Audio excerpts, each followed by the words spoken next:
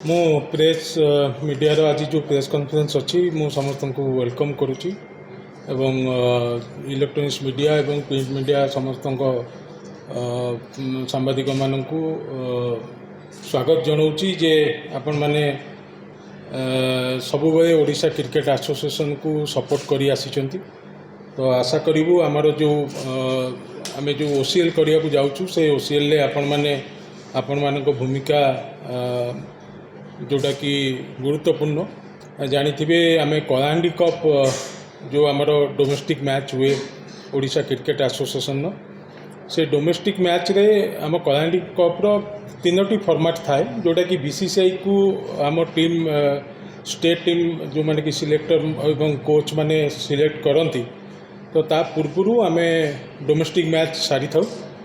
तो ओसीएल है गोटे फॉर्मेट जोटा कि बीसीसीआई रो शहीद मुश्ताक अली टीम जो हुए स्टेट टीम तो ता पूर्व आम ओसीएल को चेष्टा करूँ सब करने कारण आदि ओसीएल कर गोटे कंपटीशन लेवल आपण मैंने जानते जे कलाहांडी कप आम फाइनाल सरी आम कलाहांडी कप दुईटा फेज थिला गोटे लीग फॉर्मेटा जो होता वन डे 50 ओवर्स को बेस करके आम करूँ एवं आ गोटे डेज फॉर्मेट थिला तो तीन टा फॉर्मेट रे आम स्टेट टीम पार्टिसिपेट करे यहाँ हूँ 2020 फॉर्मेट जोटा कि ओसीएल हम आगामी 30 तारीख दिन आरंभ करूँ सबू मैच आमर बारवाटी स्टेडियम रे अनुष्ठित हम आपको लेकिन 6टा टीम करा जाइछि एवं तादिहरे टीम गुड़िक हूँ Odisha Jaguars Odisha Panthers Odisha Lions Odisha Cheetahs Odisha Pumas Odisha Tigers तो आदि ओडिशा जागुआर कैप्टेन अच्छा Shantanu Mishra Odisha Panthers Sandeep Pattnaik Odisha Lions Suryakant Pradhan Odisha Cheetahs Biplab Samantaray Odisha Pumas Kartik Biswal Odisha Tiger Rakesh Pattnaik तो एमाने सब टीम गुलो कैप्टेन अच्छा कैप्टेन आउ प्लेयर मान को सिलेक्ट करमर जी सिलेक्टर अच्छा सीनियर सिलेक्शन कमिटी